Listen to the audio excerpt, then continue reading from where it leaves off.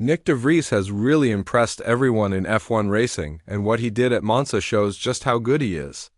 De Vries was able to earn 2 important points for his team, and he also did way better than his teammate Latifi, even though they were driving the same kind of car. Everyone knows that de Vries has been trying to get a spot in F1 racing for a really long time, and now might be his big chance. Things have gotten so good that de Vries might keep racing in F1 starting from the next race, which happens in 3 weeks in Singapore, for the same team where he got his first points ever. Want to know what the chances are of this really happening and what the important people in charge have to say about it? Stay with us to learn more. De Vries had to fill in for Albon during the race weekend because Albon had to have surgery for his appendix. On top of that, de Vries got to try out the track during practice with Aston Martin as he jumped into Albon's car to get a feel for it and try to do as well as he could. How cool is it that he made it into the second part of qualifying in 12th place and started the race in 8th place because 4 drivers ahead of him got penalties?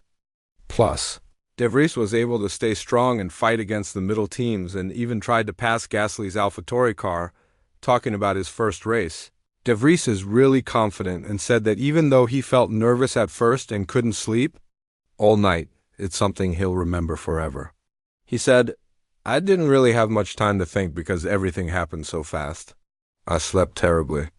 I went from being excited to being nervous, and I didn't even want to check how bad my sleep was because basically I stayed awake all night. Maybe that actually helped me because I couldn't overthink things and just had to do my job. My start wasn't perfect, but it was good enough to stay in my position, and I think it was really important for me to get into a good rhythm right away and not lose my spot because then your tires get dirty and you're always trying to catch up. That's why I was really happy with our plan and how we handled everything. The car speed was really good, the car felt great, and we made a small change from the first part of the race to the second part. I asked the team for lots of help using the car's tools to make the car handle better. I know we got some help from other drivers getting penalties and all that, but hey, no one can take these points away from us. Many F1 fans and Williams fans have been asking the team to sign de Vries for the rest of the season. If you think about it, this makes total sense. De Vries is responsible for 33% of all the points that Williams has earned this year, getting 6 points total. Plus, Albon has shown he's a good choice for the team since he got the other 4 points for Williams. This pair could really try to get more points for the team for the rest of the 2022 season since it's pretty clear that Latifi needs to leave the team as soon as possible. His father's money just isn't doing the trick anymore. And even though they helped Williams get out of the tough spot the team was in during 2020, it's obvious they need a new talented driver next to Albon. This is why de Vries has been strongly connected to the Williams spot for 2022. And some reports say he could take over starting from the Singapore Grand Prix, so Williams fans wouldn't have to wait until 2023 at all. Talking about this, the Williams team boss Joss Capito said he did an absolutely amazing job, and I think very highly of him. That's why I had really high expectations, and he did even better than that. It's so hard to get in that car to race for 2 hours and do qualifying and not make any mistakes. He wasn't just driving by himself. He had to defend his position, he had to try to pass others, he had to let faster cars go by without making mistakes. Then he had to do pit stops. It's just so complicated, and he did an amazing job, said Capito, who also talked about de Vries' contract situation. I don't know, you have to ask him what his contract situation is. You've just seen how messy things can get, and we're not known for being messy. I don't deal with what-if situations, so I'm just interested in facts. If the facts are there, then there might be solutions. Capito finished. What's even more interesting is that Latifi took a shot at de Vries' first race, saying it wasn't that impressive and that the car finished right where it was supposed to finish. Nicholas Latifi said, "That's where the car was supposed to finish. I think if he had been at the front, we would have driven there too, but our car can't really race up there. It's more like you stay where you start," said Latifi. Tons of fans have started saying things on Twitter about replacing Latifi, saying they're hoping to see de Vries in the Williams again in Singapore. Others said they need to immediately fire Nicholas Latifi after this embarrassment.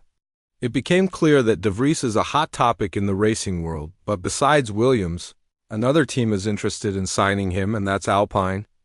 It looks like they're willing to invest in the Dutch driver because he's one of 4 drivers who have been invited to a private test with Alpine.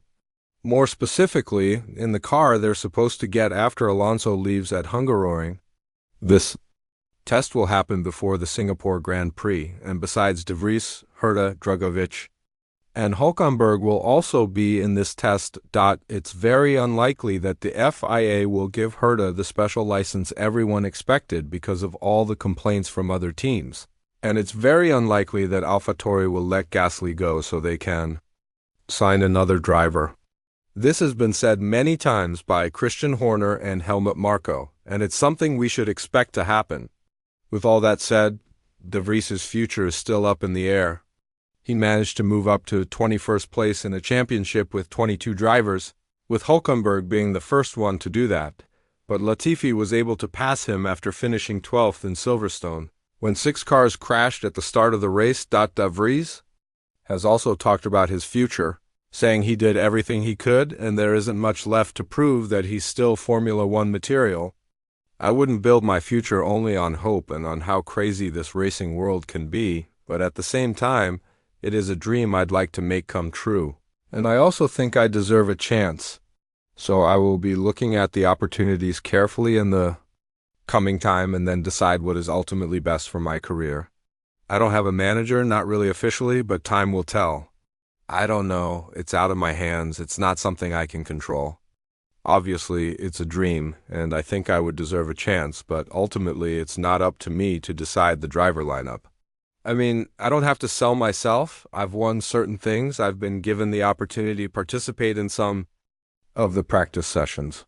I deserve a chance, but it's not always just about what you've shown or what you've done. You need a bit of good timing. The timing needs to be right. There needs to be an open spot. It's not just purely based on what you've done in the past.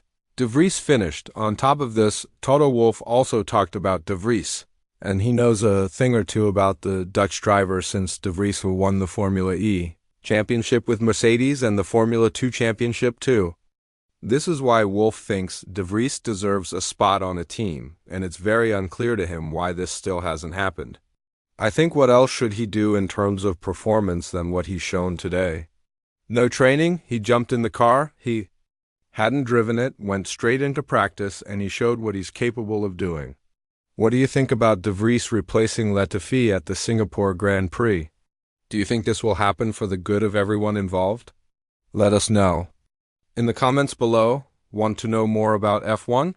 Click on the video on your screen.